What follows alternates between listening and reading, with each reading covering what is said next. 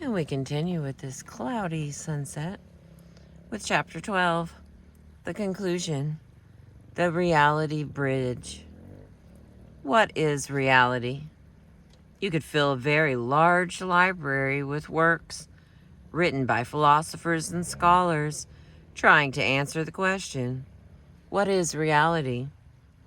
Their work in the Western tradition can be summarized by the following 4 positions on the matter.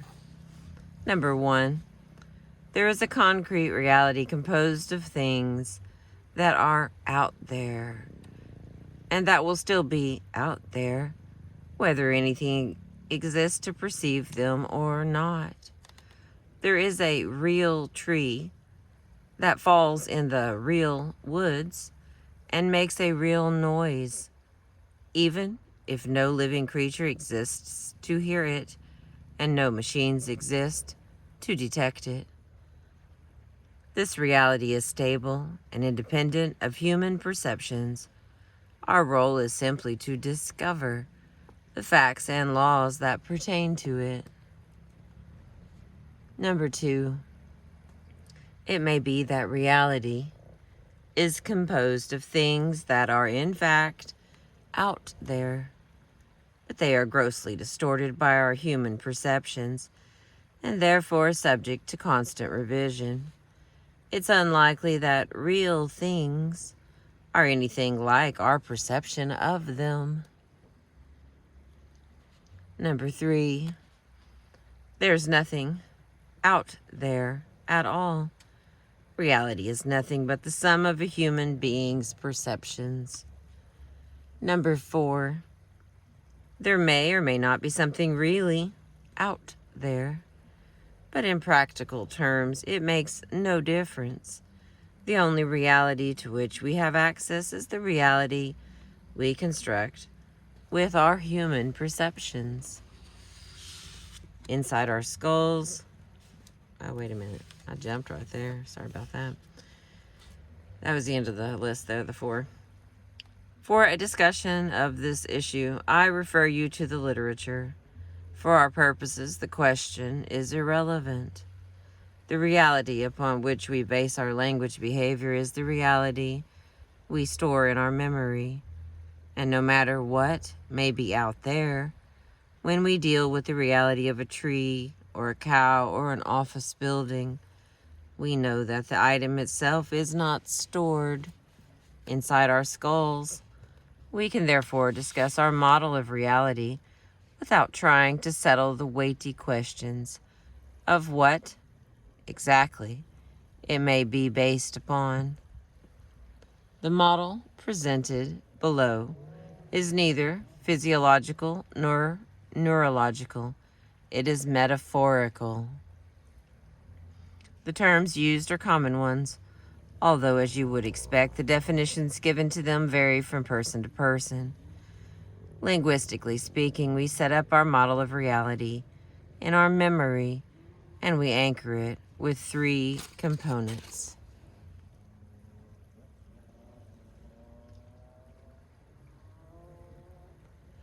There we go. Beautiful sunset. Lots of birds. Number 1, prototypes. Prototype is the representation in our memory in terms of semantic features and reality statements of the most typical item of its particular kind. The bird prototype, for speakers of American English, the birdiest of birds, is much like a robin and very little like an ostrich.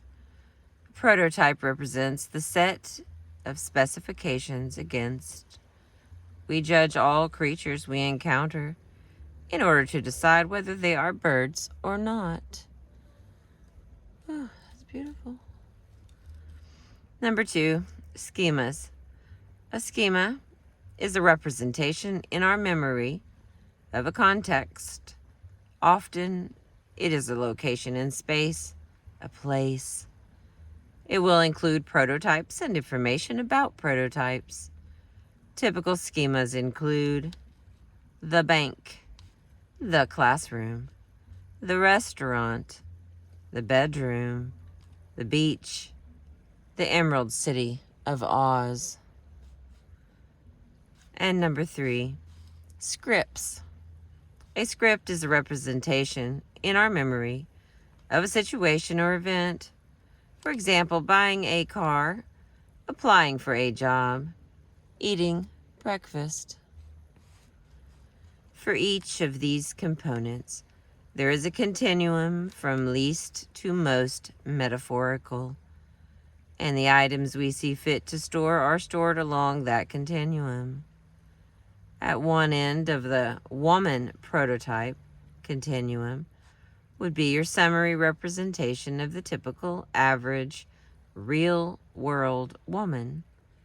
Somewhere farther along would be the dance hall girl with heart of gold, because such women have actually lived out there.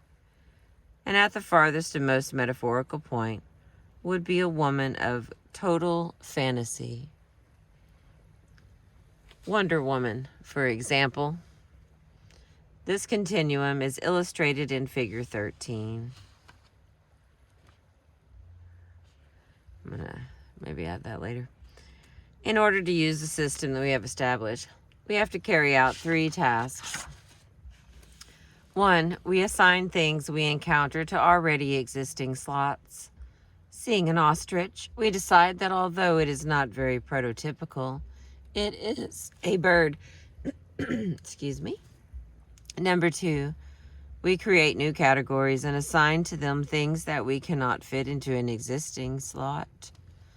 Number 3, we assign things by metaphor by deciding that X is like some established prototype, schema, or script.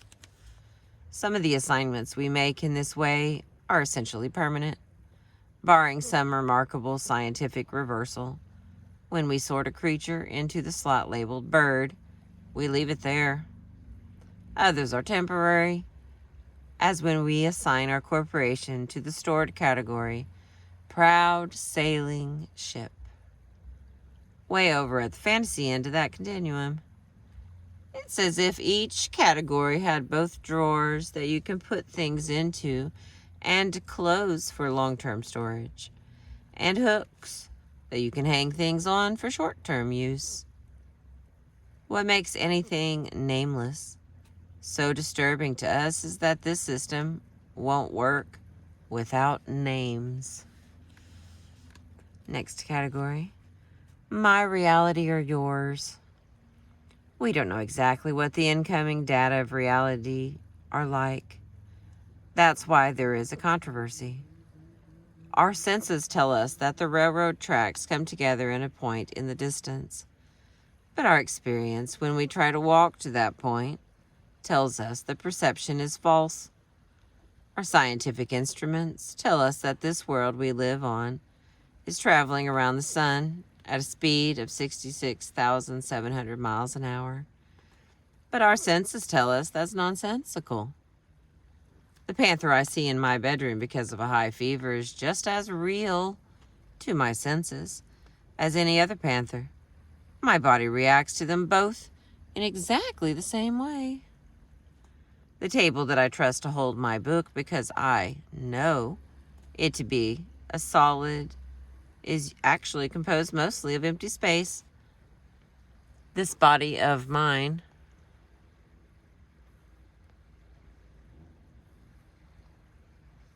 see what's happening there. I want to make sure you get to see everything. Okay. This body of mine that I perceive as equally solid and stable is the site of wars and massacres on an enormous scale as its cells go about their extraordinary business. If you have any difficulty accepting the dubiousness of our ordinary perceptions, please read The Secret House by David Bodanis immediately. That will fix it. But although we know very little about the data itself, we do know, metaphorically, what we do with it. Assume that we are talking of 2 human beings, John and Jane, both so far as can be known, are facing the same external reality, whatever it may be. The data are perceived by their human sensory systems: sight, hearing, touch, taste, smell, and so on. Then, using the reality model in their memories, they process the data, storing some information for retrieval, letting other information pass by without indexing. We can illustrate the results as in figures 14 and 15. I'll add all these things in the comments. That is, John and Jane are processing the same incoming stream of data, so far as it's possible to determine. But they are not processing it in exactly the same way, and the results are not identical. They may not choose to pay attention to the same things. Their sensory systems are not likely to be identical in strength and skill. The backgrounds they bring to the data are different, and the result is that they both notice something and assign it to the category bird, or restaurant, or failure, but they do not mean exactly the same thing by those labels. And when the mismatch matters, for example, when John has failure marked negative final and Jane has failure marked ++ final, the scene is set for a communication breakdown. This is a reality gap. What is needed is a reality bridge across it.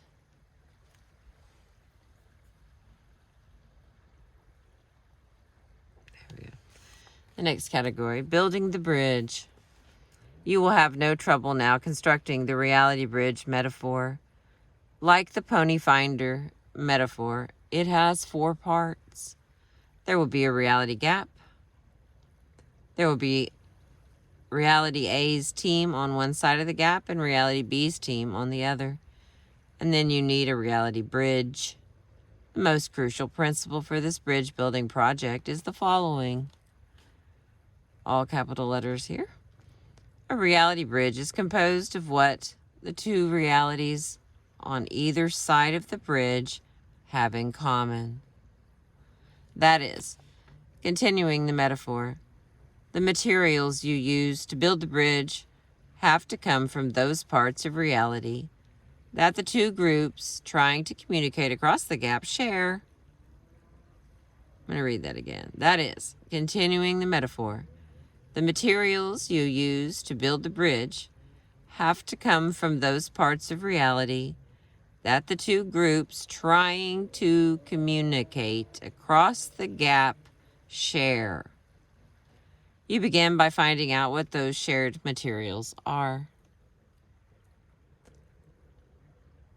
In building a physical bridge, you might discover that you needed 14 steel beams meeting certain specifications, but that you have only 13. The 14th beam is then your missing piece. Or you might discover that you have 14 beams, but that one of them does not meet the specifications. That beam will then have to be fixed before you can use it.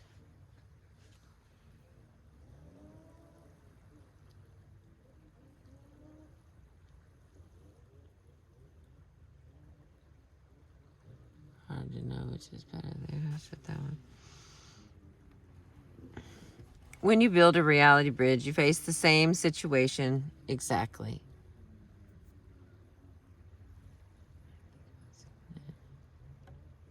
There we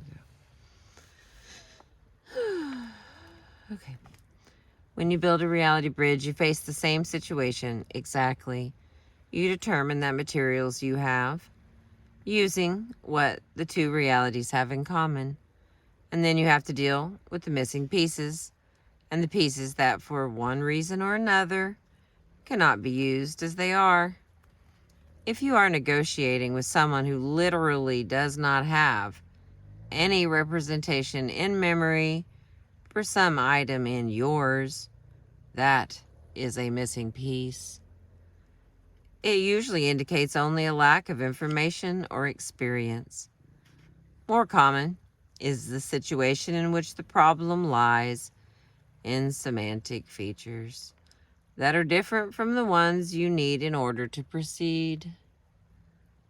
either because one group has a plus value where the other has a minus, or because the strength of the plus or minus values differ for the two groups.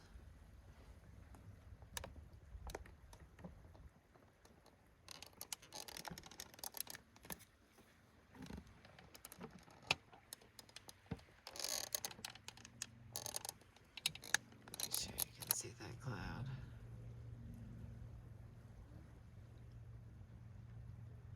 There we go. Okay. The tools and the processes that you use to build your bridge are these three: the grammar of your native language, your skill in using that language, and the principles of gentle art syntonics. Excuse me. Before the bridge is built, Team A is on one side of the gap and Team B is on the other, and nothing can be done because of the distance that separates them. After the bridge is built, something can be done, and the only question is how far. Each team should have to move to do it. For Team A to cross the bridge and join Team B on the other side, or vice versa, is a kind of conversion, after which you could tear down the bridge because nobody needs it any longer. This is ordinarily appropriate only in very simple situations with trivial consequences. Most of the time, nothing so dramatic is either necessary or desirable. Conversion is rarely worth the trouble you'd have to go through to achieve it. Instead, your goal is to set up a bridge sturdy enough to allow both teams to go out in the middle and interact successfully. Wow, that's beautiful.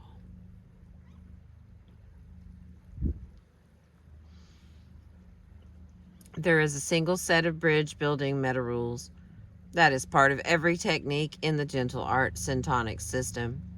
Here they are. Meta Rule 1.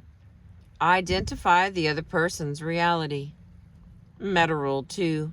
Match the other person's reality temporarily.